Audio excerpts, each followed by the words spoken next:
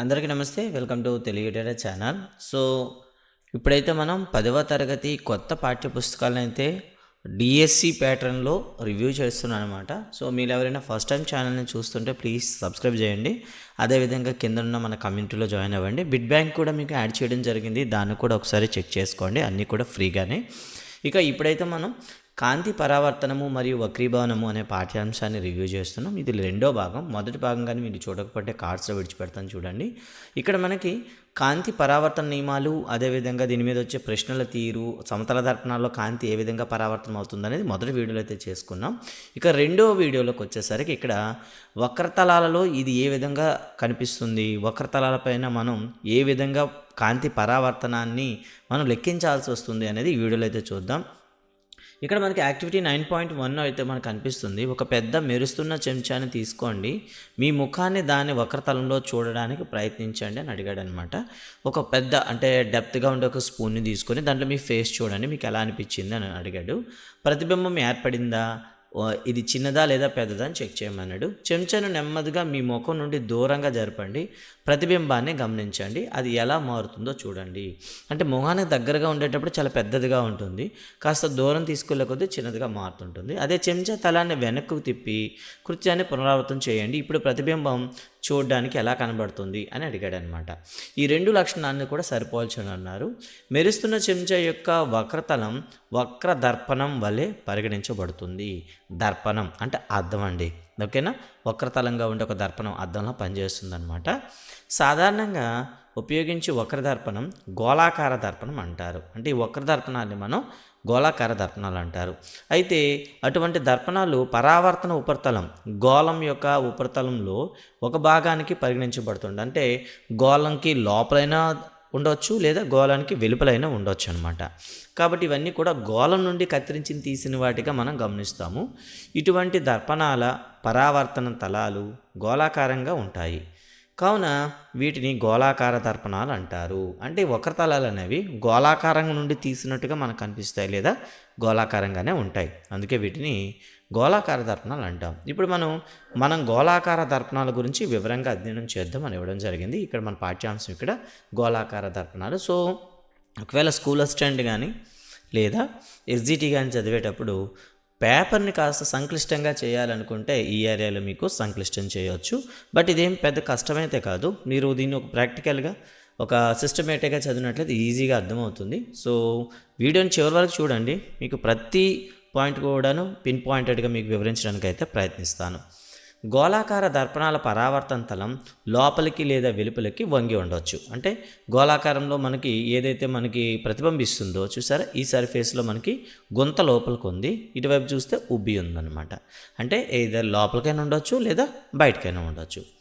ఒక గోళాకార దర్పణం పరావర్తన తలం లోపల వైపుకి వంగి ఉంటే అనగా గోళం యొక్క కేంద్రం వైపు ఉంటే దానిని పుటాకార దర్పణం అంటారు. చూసారా, ఇలా లోపలికి ఉంటే దాన్ని పుటాకార దర్పణం అంటారు. అలా కాకుండా ఒక గోళాకార దర్పణ పరావర్తన తలము వెలుపల వైపుకి వంగి ఉంటే అంటే దానిని కుంభాకార దర్పణం అంటారు. చూసారా, అవుటర్ సైడ్ బయట వైపు మనకు కనిపిస్తుంది, ఇలా ఉంటే దాన్ని కుంభాకార దర్పణం అంటారు. ఓకేనా. ఈ దర్పణాలు సాధారణ ప్రాతినిధ్య రేఖాచిత్రం మీకు 9.1లో చూపించాడు. మీరు ఈ రేఖాచిత్రాలలో దర్పణం వెనుక వైపు షేడ్ చేయబడిందని గమనించండి. చూసారు కదా, ఈ డార్క్ లైట్స్ అనేది షేడ్ చేసి ఉందని అనుకోండి. షేడ్ అంటే మన అద్దంలో చూసేసరికి ఏమవుతుంది, వెనక వైపు ఒక వెండిపోత కనిపిస్తుంటుంది, అలా అనమాట. లోపలికి వంగిన చెంచా ఉపరితలం ఒక పుటాకార దర్పణము మరియు చెంచా వెలుపల ఉబ్బెత్తుగా ఉన్న ఉపరితలం కుంభాకార దర్పణం అని మీరు ఇప్పుడు అర్థం చేసుకోవచ్చు. అంటే ఏదైతే ఫస్ట్ యాక్టివిటీలో మనం చెంచాని తీసుకున్నామో లోపల వైపు అంటే లోతు వైపు చూసింది మనకి ఒక పుటాకార దర్పణంగా, అదే దాని వెలుపల వైపు చూసాం కదా ఉబ్బెత్తుగా, దాని కుంభాకార దర్పణం అని మనకు అర్థమవుతుందన్నమాట. మనము గోళాకార దర్పణాలు మరియు మరింత తెలుసుకునే ముందు కొన్ని పదాల అర్థాల గురించి అవగాహన చేసుకోవాలి. ఈ పదాలు సాధారణంగా గోళాకార దర్పణాల గురించి చర్చించినప్పుడు ఉపయోగపడతాయి. చూద్దామండి. ఫస్ట్ వన్, గోళాకార దర్పణంలో పరావర్తన తలం యొక్క కేంద్ర బిందువును దర్పణ ధ్రువము అంటారు. దీన్నే మనం ఏమని పిలుస్తాము, పీతో సూచిస్తాం అన్నమాట. ఏంటి సార్ పీ, మీకు ఇప్పుడైతే డౌట్ రావచ్చు. సో ఇక్కడ ఎక్కడ కూడా మనకి ఇమేజెస్ లేవు, ఒక ఇమేజ్ డ్రా చేస్తాను మీకు అర్థమవుతుంది. సో మనం ఏం చేసుకున్నాం, ఒక కుంభాకార లేదా పుటాకార దర్పణం ఏదైనా కావచ్చండి, దర్పణం తీసుకున్నాం అనుకోండి. జామెట్రికల్గా దీంట్లో సెంటర్ పాయింట్ ఏదో ఉంటుంది కదండి, ఆ సెంటర్ పాయింట్నే మనం పోల్ లేదా ధ్రువము అని పిలుస్తామండి. ఓకేనా, దీన్ని మనం ఇప్పుడు కూడా పి అక్షరంతోనే సూచిస్తాం. ఇక తర్వాత ఈ ఏదైతే వక్రతలం ఉందో ఇది ఒక గోళం నుండి మనం తీసుకుంటాం. అంటే గోళాకార దర్పణం పరావర్తన తలం గోళంలో ఒక భాగాన్ని సూచిస్తుంది. అంటే దీన్ని కానీ మీరు ఎక్స్టెన్షన్ చేశారనుకోండి, ఇలా పూర్తి చేస్తే ఇది ఒక గోళాన్ని సూచిస్తుంది. అంటే బోలుగా ఉండే గోళం, మళ్ళీ చూసుకోండి, నిద్దగా ఉండేది కాదు, బోలుగా అంటే లోపల మనకి ఒక బంతిలా ఉండే ఒక గాజు గోళం అనుకుందాం. సో ఇప్పుడు ఏమైంది, దీనికి వెలుపల మనం షేడ్ చేసాం. అయితే ఇది కుంభాకారమా పుటాకారమా పక్కన పెడితే ఇది ఒక గోళం నుండి తీసుకున్నాం అనుకుంటాం. అయితే ఆ గోళానికి అది కూడా మనకి ఏమవుతుంది, దానికి ఒక కేంద్ర బిందువు అనేది ఉంటుంది కదా, ఈ గోళానికి కేంద్ర బిందువు ఉందనుకుందాం. ఓకే, సో ఈ కేంద్ర బిందువునే ఈ వక్రతలానికి కేంద్ర బిందువు కాబట్టి దీన్ని వక్రతా కేంద్రము అని పిలుస్తాము. వక్రతా కేంద్రం, ఇంగ్లీష్లో దీన్ని సెంటర్ ఆఫ్ కర్వేచర్ అంటారు కాబట్టి ఎప్పుడు రాసిన సితో రాస్తాం అనమాట, సి అక్షరంతో రాస్తాం. మరి అంతేకాకుండా సో ఇది మనకి గోళము అనేసరికి ఇంకొక కూడా మనకు వస్తుంది, మ్యాథమెటిక్స్లో మనకి ఏమొస్తుంది, వ్యాసార్థము. సో పి నుండి సి వరకు మనం తీసి ఒక వ్యాసార్థం అయితే డ్రా చేయొచ్చు. ఇది ఈ వక్రతలానికి వ్యాసార్థం కాబట్టి దీన్ని వక్రతా వ్యాసార్థము అంటారు. వక్రతా వ్యాసార్థం కాబట్టి క్యాపిటల్ ఆర్తో రాస్తాం దీన్ని. చూడండి ఒకసారి, ఏదైతే మనం గోళాకార దర్పణం తీసుకున్నామో దానికి ఒక జామితీయంగా మధ్య బిందువు ఉంటుంది, దాన్నే మనం ధ్రువము అని పిలుస్తాం, ధ్రువం. తర్వాత ఆ తీసుకున్న గోళాకార దర్పణం అనేది ఒక గోళం నుండి తీసి ఉంటాం కాబట్టి ఆ గోళానికి ఒక కేంద్ర బిందువు ఉంటుంది, ఆ బిందువునే మనం ఏమని పిలుస్తాం, వక్రతా కేంద్రం అంటాం. మరి ఏ గోళం తీసుకున్నా సరే దానికి ఒక వ్యాసార్థం అయితే ఉంటుంది కాబట్టి ఈ వ్యాసార్థాన్ని మనం ఏమని పిలుస్తాము, వక్రతా వ్యాసార్థం అని పిలుస్తాము.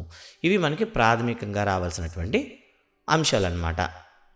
అయితే గోళాకార దర్పణం ఏ గోళం యొక్క భాగం అవుతుందో ఆ గోళం యొక్క వ్యాసార్థాన్ని మనం దర్పణం యొక్క వక్రతా వ్యాసార్థం అంటాము. దీన్ని క్యాపిటల్ ఆర్ అక్షరంతో సూచిస్తాం.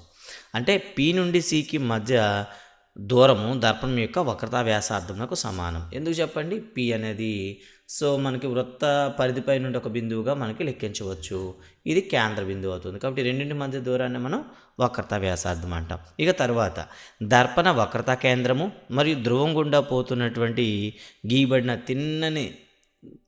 తిన్నని రేఖను ఊహించుకోండి. అంటే వీటి గుండా పాస్ అవుతున్నట్లు ఒక ఇమేజినరీ లైన్ కానీ మనం డ్రా చేసుకుంటే, ఊహాత్మక రేఖను సరళరేఖ గీసుకుంటే దీన్ని ప్రధానాక్షము అంటారు. ప్రధానాక్షము, ప్రిన్సిపల్ యాక్సెస్ అంటాం అనమాట.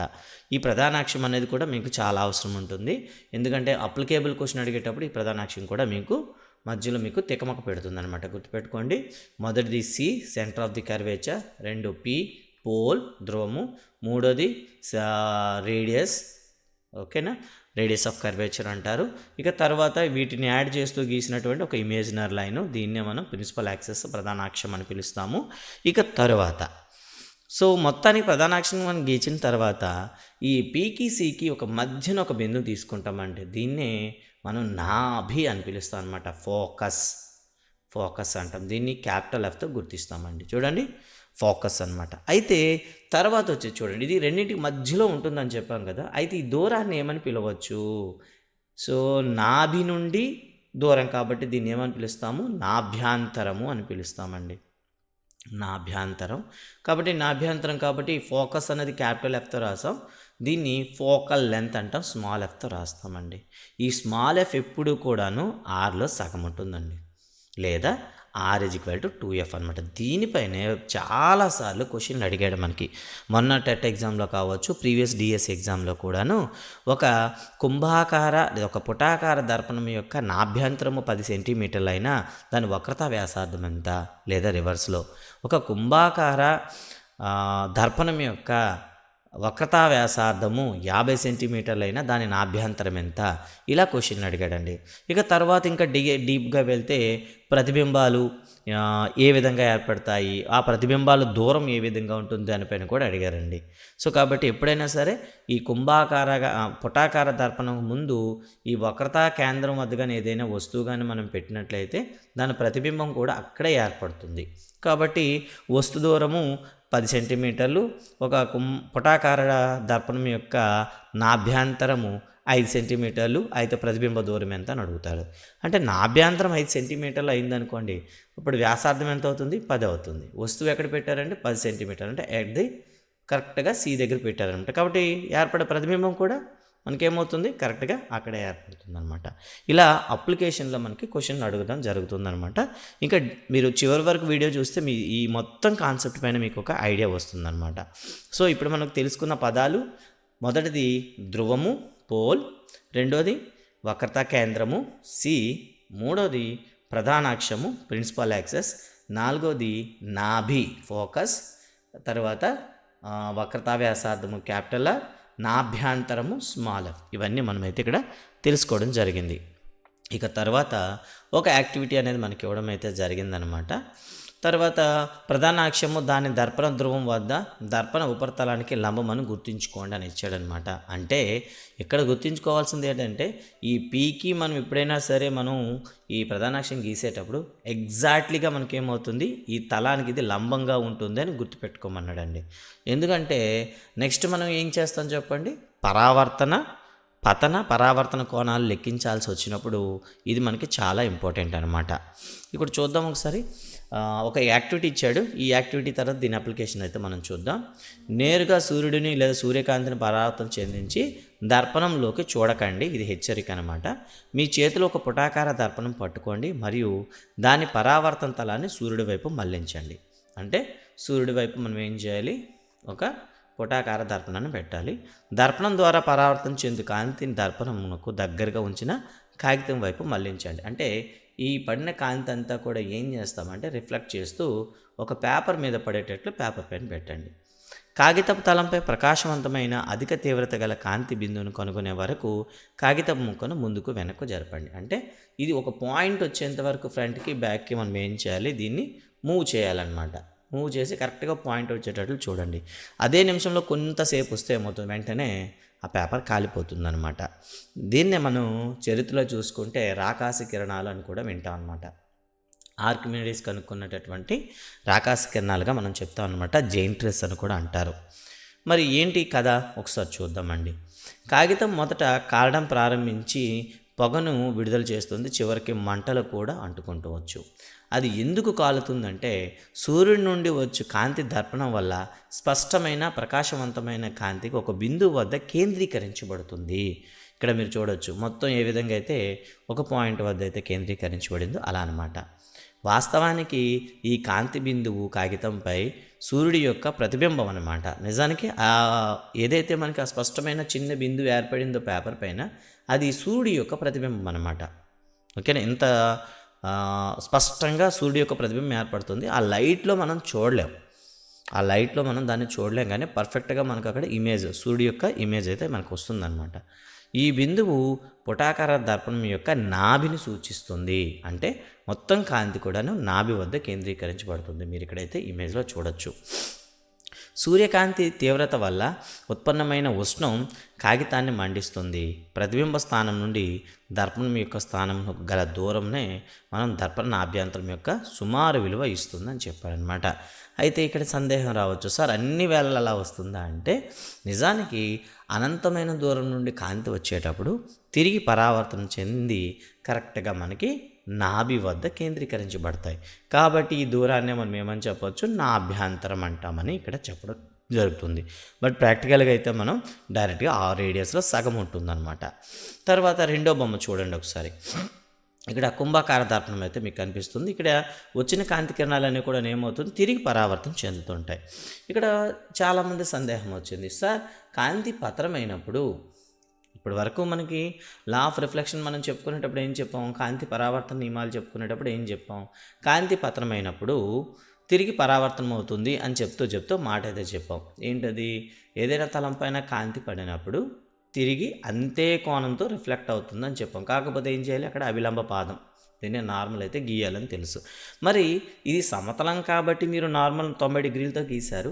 ఇప్పుడు కర్వ్డ్ సర్ఫేస్ వచ్చిందనుకోండి, ఇప్పుడు ఒక కాంతి కిరణం ఇలా పతనం అవుతుందనుకోండి, ఇక్కడ కోణం ఎలా నిర్ణయిస్తారు అని డౌట్ రావచ్చు. ఎస్ అండి, మీరు చెప్పింది కరెక్టే. సో ముందుగా మనం ఏం చేయాలంటే ప్రిన్సిపల్ యాక్సెస్ గీసుకోవాలి. That is pole. తర్వాత మనకేమొస్తుంది? సి అన్నమాట. చేసాం కదా. ఇప్పుడు మనం ఏం చేయాలంటే ఈ సెంటర్ ఆఫ్ కర్వేచర్కి ఈ ఎక్కడైతే కాంతి పతనమైందో పతన బిందువుకి కలుపుతూ ఒక రేఖనైతే మనం గీయాల్సి ఉంటుందన్నమాట.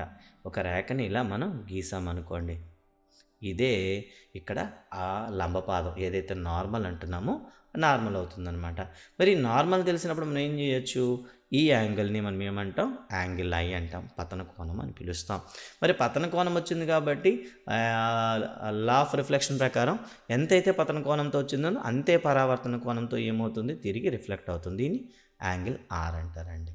కాబట్టి వక్రతలాలపైన మనం లంబపాదాలు ఎలా గీస్తామంటే వక్రతా బిందువుకి, అంటే ఏదైతే వక్రతా కేంద్రం ఉందో వక్రతా కేంద్రానికి పతన బిందువుకు కలుపుతూ ఒక సరళరేఖ గీసినట్లయితే అదే మనకి లంబపాదంగా ప్రవర్తిస్తుంది అనమాట. ఈ విధంగా మనం యాంగిల్ ఐ అండ్ యాంగిల్ ఆర్లను గుర్తిస్తాం. అదే మనకి ఇక్కడ క్లియర్గా మీరు చూడొచ్చు అనమాట.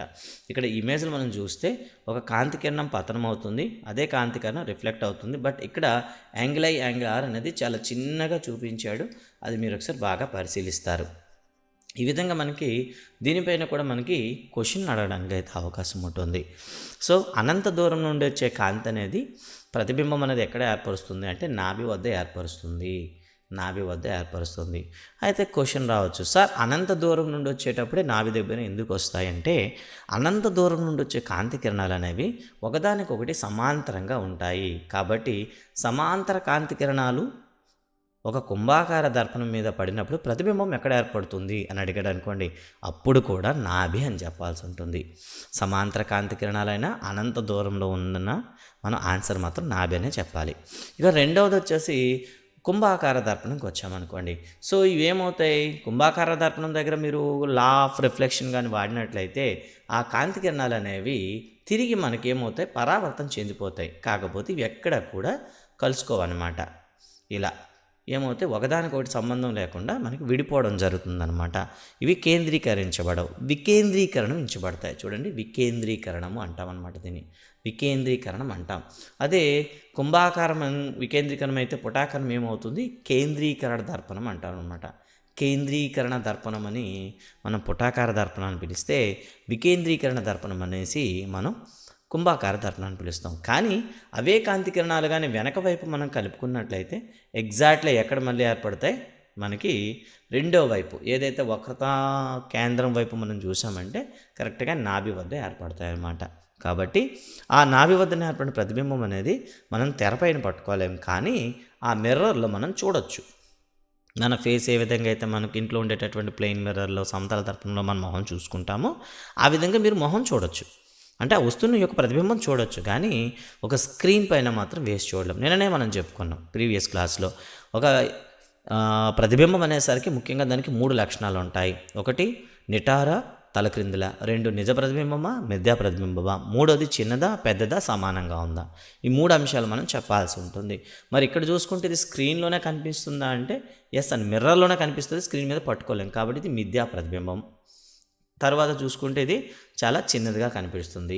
ఈ లక్షణాలు మీరు గమనించాలన్నమాట. ఇక 9.2లో నిశ్చితంగా పరిశీలించండి. ప్రధానాక్షంకు సమాంతరంగా అనేక కిరణాలు పుటాకార దర్పణం పడుతున్నాయి. పరావర్తన కిరణాలను పరిశీలించండి. అవన్నీ కూడా దర్పణం యొక్క ప్రధానాక్షం మీద ఒక బిందువు వద్ద కలుస్తున్నాయి, ఖండిస్తున్నాయి. ఈ బిందువును పుటాకార దర్పణం యొక్క ప్రధాన నాభి అంటారు. ప్రధానాక్షంకు సమాంతరంగా ఉండే కిరణాలు కుంభాకార దర్పణం వల్ల ఎలా ప్రవర్తన చెందుతాయి అని రెండోది అడిగాడు. పరావర్తన కిరణాలు ప్రధానాక్షం మీద ఒక బిందువు నుండి వచ్చినట్లుగా కనిపిస్తాయి. ఇక్కడ చూడండి, మనకి పుటాకార దర్పణంలో ఏమని చెప్పాం మనం? ఒక బిందువు వద్ద కలుసుకున్నట్టు కనిపిస్తాయి. అదే కుంభాకార దర్పణంలో చూసుకుంటే మనకి ఒకే బిందువు నుండి బయటికి వెళ్తున్నట్టుగా మనకి కనిపిస్తాయి అనమాట. ఒకే బిందువు నుండి వికేంద్రీకరణం చెందినట్లుగా కనిపిస్తుంటాయి. ఆ వికేంద్రీకరణం ఎక్కడైతే జరుగుతుందో అనుకుంటామో ఆ బిందువునే మనం ఏమని పిలుస్తాం, నాభి అంటాం అనమాట. ఈ ప్రధాన నాభిని ఎఫ్ అనే అక్షరంతో సూచిస్తాము. ఇంగ్లీష్లో ఫోకస్ అంటాము, తెలుగులో అయితే నాభి అంటాము. గోళాకార దర్పణం యొక్క ధ్రువానికి ప్రధాన నాభికి మధ్య గల దూరాన్నే నాభ్యాంతరము అంటాము. దీన్ని స్మాల్ ఎఫ్ అనే అక్షరంతో రాస్తాం అనమాట. ఫోకల్ లెంత్ అని పిలుస్తాము. ఓకేనండి. ఈ విధంగా మనకి ఏవైతే బేసిక్ టెర్మినాలజీ ఉన్నాయో అవైతే గుర్తుపెట్టుకోవాలి. ఇప్పటి వరకు మనం ఏమేమి చదివాము? 1 వక్రతా కేంద్రము, 2 వక్రతా వ్యాసార్థము, 3 ధ్రువము, 4 నాభి, నాభ్యంతరము, వక్రతా వ్యాసార్థము, ప్రధానాక్షము. ఇప్పుడు గోళాకార దర్పణ పరావర్తన తలం సాధారణంగా గోళాకారంలో ఉంటుందని మనం చెప్పుకున్నాం. ఉపరితలం వృత్తాకార సరిహద్దు రేఖను కలిగి ఉంటుంది, మనందరికి తెలిసిందే. గోళాకార దర్పణ పరావర్తనం యొక్క వ్యాసాన్ని దర్పణం యొక్క ద్వారము అపర్చర్ అంటారు. అంటే గోళాకార దర్పణం యొక్క ఏదైతే మనం వ్యాసాన్ని మనం తీసుకుంటే దాన్ని అపర్చర్ అని పిలుస్తాం అనమాట. సో పటం 9.2లో ఎంఎన్ ద్వారము అపర్చర్ని కలిగి ఉంచుతుంది. చూడండి ఒకసారి 9.2కు తీసుకెళ్దాం. ఇక్కడ చూడండి ఎంఎన్ చూసారు కదా, ఈ మొత్తాన్ని మనం ఏమంటాం, ఎంఎన్ అన్నాం. దీన్ని అపర్చర్ అన్నాం. అంటే ఎంతవరకు అయితే ద్వారం లోపల తెరుచుకుంటుందో దాన్ని మనం అపర్చర్ అంటాం. ఏ గోళాకార దర్పణం ద్వారము అంటే అపర్చర్ వక్రత వ్యాసార్థం కంటే తక్కువగా ఉంటుందో ఆ దర్పణాల గురించి మనం చర్చిద్దాము. అంటే వక్రతా వ్యాసార్థం అనేది తక్కువగా ఉండాలి, ద్వారం కన్నా తక్కువగా ఉండే వాటి గురించి మనం ఇక్కడ డిస్కస్ చేద్దాం అనమాట. గోళాకార దర్పణం యొక్క వ్యాసార్థము ఆర్నకు మరియు నాభ్యంతరం ఎఫ్నకు ఏమైనా సంబంధం ఉందా? ఇంతకుముందు మనం డిస్కస్ చేసాము. ఎఫ్ అనేది ఆర్లో సగం ఉంటుందని మనమైతే చెప్పడం జరిగింది. అంటే నాభ్యంతరానికి రెట్టింపే మనం ఏమని పిలుస్తాము, వక్రతా వ్యాసార్థం అని చెప్తాం అనమాట. ఇది గోళాకార దర్పణం యొక్క ప్రధాన నాభి దర్పణ ధ్రువానికి మరియు వక్రతా వ్యాసార్థానికి మధ్య ఉన్న సంబంధాన్ని సూచిస్తుంది అనమాట. ఇప్పుడు వీటి అన్నింటి గురించి డిస్కస్ చేస్తూ లోపల మనకి ఏంటంటే ప్రతిబింబం ఏర్పడే విధానం గురించి మనం డిస్కస్ చేయాలి. సో ఇప్పటికే మనకి 20 minutes వీడియో అయ్యింది.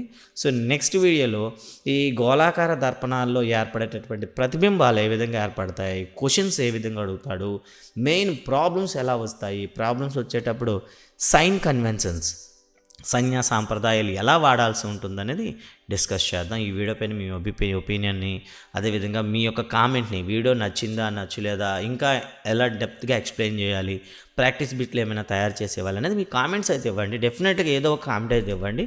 దాని ప్రకారం నెక్స్ట్ వీడియో అయితే మీకు నెక్స్ట్ వీడియోలో అయితే చేంజ్ చేయడానికి అయితే ప్రయత్నిస్తాను. Thank you guys, thank you very much.